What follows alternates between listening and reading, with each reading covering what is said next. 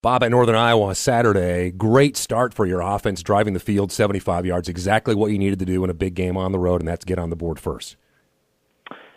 We got off to a great start. Offensively moved the ball very, very well in the first half, but didn't put enough touchdowns on the board. We had to settle for field goals on 3 possessions, and as a result, it was a little closer game at halftime than it should have been. Yeah, those 3 straight trips down inside the red zone and those 3 field goals, and you've been doing this long enough to know that in an environment like that, leaving those points off the board could be problematic late in the game. And Northern Iowa's defense, very, very good, and when you get into the red zone, things get compressed, and it makes it even harder to move the football against them. And we had some opportunities to keep those drives alive, and even to get the ball in the end zone, and we didn't execute as well as we had in some situations prior in the red zone, and obviously the points cost us in the end. But in the meantime, your defense, Bob, especially in the first half, were dealt some adversity. They had a questionable call on Darren Greenfield on roughing the passer. Then you force a punt. UNI gets it back, and then your defense forces a couple of field goals as well. So your defense, Nathan Schultz had a couple of sacks in there as well. Your defense did a nice job of denying Northern Iowa some points as well. Our defense played really well the entire game.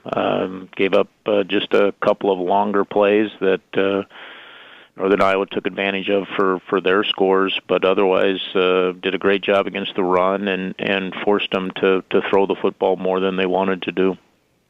Turnovers have just not been a part of your game this year. You just have not turned the ball over. You've done a great job protecting the football, and then all of a sudden in the fourth quarter it starts with a very, very costly interception from Chris Streveler in the end zone. Yeah, that's the disappointing thing to walk away from that game from. The game was in a position where we had a chance to finish it and close it out, and it was really turnovers that impacted us. A play we'd like to have back there in the end zone that certainly had the potential to be points for us, and instead we turn it over, and then fumbling the ball late in the game when we're 2 first downs away from running the clock out is something that we just can't do against good teams in this league and expect to win. And people wonder why coaches harp on turnovers all the time. This was a game that, Bob, you look at just about every other statistical category. You won the battle in just about every aspect of the game except that key turnover statistic. Yeah, we're -4 in turnover margin, and that's the biggest statistic in football, and we've been a very good team with regard to turnover margin all year, and not only did we turn the ball over 4 times, but 3 of those turnovers were deep in our territory, providing UNI with really good field position that resulted in 17 of their points. Chris was really, really banged up toward the end of that game. How close were you to maybe looking at Austin Simmons in that situation? Chris was obviously in a position where he was going to finish the game. He took a lot of hits in the course of the game that hopefully we can alleviate some of those and protect him better. But again, part of that is, when we get behind there, that last possession, last 2 possessions, we've got to throw the ball on every down, and when you're take somebody and the other team knows that you got to pass, they're going to get pressure on your quarterback, and so he's a tough young man and a fierce competitor, and he wanted to finish that game, and really felt our guys showed some character in that last drive, getting the ball in the end zone, and if we could have recovered the onside kick, even though we didn't have much time, who knows what could have happened. All right, at North Dakota State on Saturday, number 2 defense in the country. And the thing that makes the Bison defense so good, Bob, is they really have a team approach to how they play on that side of the football. Well, they're good at all levels.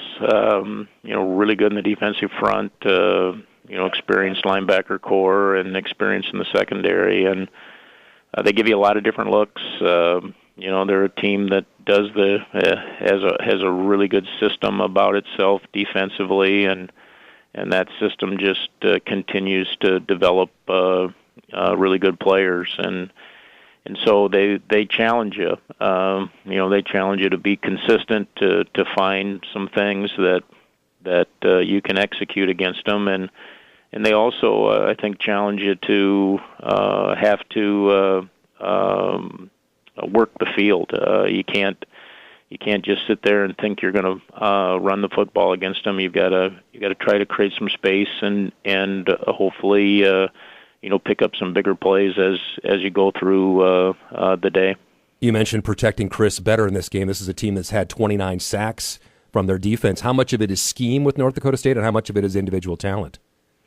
Well, it's a combination of both. They're probably pressuring a little bit more than they have in previous years, but they've got a very good defensive front, and they can get pressure on the quarterback just rushing 4, or the next thing you know, they're bringing 6. And so you've got to have multiple ways that you can protect your quarterback, and you got to be ready to get rid of the football on time. And that pressure leads to a lot of the interceptions that they've picked up, 14 so far. Yeah, their secondary is very active. They do a good job of getting in throwing lanes when they're in zone coverage, and with the different coverages that they play, a lot of their interceptions are situations in which they get people trying to force football into areas that are really covered because of pressure, and so you got to make good decisions with the football, and take advantage of any opportunity you have to put points on the board. And their game plan on offense, no surprise, they've been doing it for years, run the football and control time of possession. But without Lance Dunn, how different are they offensively, do you think, Coach? Well, they're still very talented. I think one of the things that separates them as one of the top teams in the country year after year is their depth, and they've been able to build depth over a period of years. So, they've got other talented running backs besides Lance Dunn, and their quarterback, who's a dual threat himself. That still makes them a very formidable offensive team. And Stick is a guy, he's not maybe as prolific a runner as Chris Strevler, but he's a guy that if you don't contain him, really can hurt you with his feet. Yeah, he's had big games running the football, and I think he's best when he's doing a true dual threat kinds of things, and so you got to account for him in the running game, when you get into passing situations, you got to give him enough different looks and be able to put some pressure on him yourself. And having a great running game as they do allows him to be a 63% passer and have guys like Shepard and Urzendowski have nice games, because you got to focus on, of course, stopping the run first with these guys. Yeah, you'll see an offense that does a really good job of taking what you give them. If you load too many people up against the run, you're going to get play action pass, and if you don't have enough people against the run, they're just going to keep running at you. And they're a team that will challenge us in all phases, all 3 phases of the game, and a team that's going to require us to be at our very best and not make some of the same mistakes that we made last week against Northern Iowa. You saw how your team responded after the Illinois State loss. I imagine you're looking for that same sort of response again this week.